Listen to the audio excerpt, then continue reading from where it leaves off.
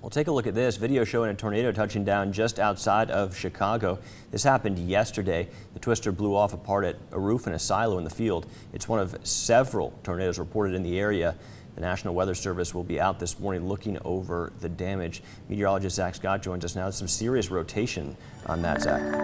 Yeah, they've had several tornadoes. You know, it's storm season up there in the northern half of the U.S. We have our storm season. We think about the spring, right? It's still very cold up there. But as we go late spring through the summer and through the summer months, storm season just slowly moves from the southern U.S., central U.S., northern U.S. into Canada, and then eventually we'll see the cooler air start to spill in during the fall up there, right? We're still warm, we're still muggy. We start to get some of that cold air to move towards the south, and that's when we have that mini little storm season for us down here in the southern U.S. as we get into October, November, as we start to get that cool air to move back down. So severe weather is up there for now, far away from us, but we'll be looking for that mini little severe season to try to work back in sometime during the fall, and then before we know it, it'll be next spring, right? Doesn't the calendar just move by? All right, we are not thinking about severe weather. We're thinking about hot summer weather. We're in the thick of it. Second day in a row, we've got heat advisories out primarily for areas along and east of I-35. Better chance to see that feels like temperature today to tick up to around 105 degrees. That's that threshold for the criteria, and then possibly up to around 107 in a few locations. We have the breeze back. That's what we want, right? We've had the last few days. It has not been that bad. I promise you, you take this wind away that we've had the last few days, which we will unfortunately here in the next couple of days, and you'll really see what the difference is this wind makes. Remember, I've been talking about how much more tolerable it is outside. I know you're still like, Zach, it's pretty hot, but wait till later this week when we lose this breeze and we still have the same hot, humid air mass around. It will be much more uncomfortable outside. 10 to 20 miles per hour sustained through the morning into the afternoon.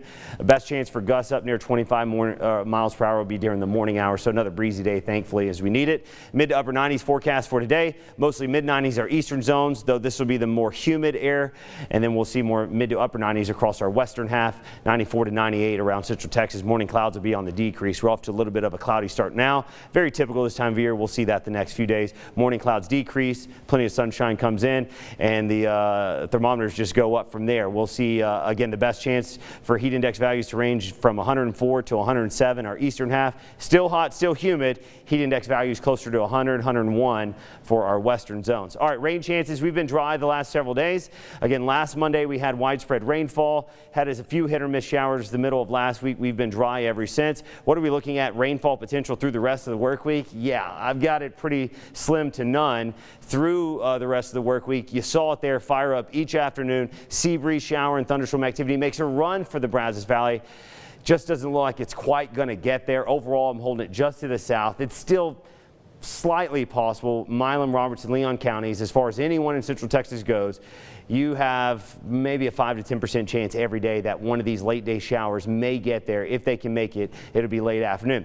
Rest of central Texas, we all have a little bit of a shower chance, a better one as we go late Saturday. Frontal boundary slides in, looks to hang out Sunday into Monday, giving us added cloud cover and more rain chances. That'll give us a break from the heat. All right, the Atlantic hurricane season took a little bit of a break for about a month, but now looks to get a little bit more active as we have an area of low pressure moving into the eastern Caribbean. Looks to continue to get more organized, and by later today we could see a tropical storm. That'll continue to move towards the eastern Gulf of Mexico. We'll keep our eyes on it, anything close to the Gulf, of course, but right now it looks to stay on the other side of the Gulf. And if it does become named later today, Fred is the next one on the list. And of course, we'll keep you updated on the potential track of Fred over the coming days. Upper 90s the rest of the work week. Lower winds make it more uncomfortable. Added cloud cover rain chances Sunday into Monday lower those temperatures.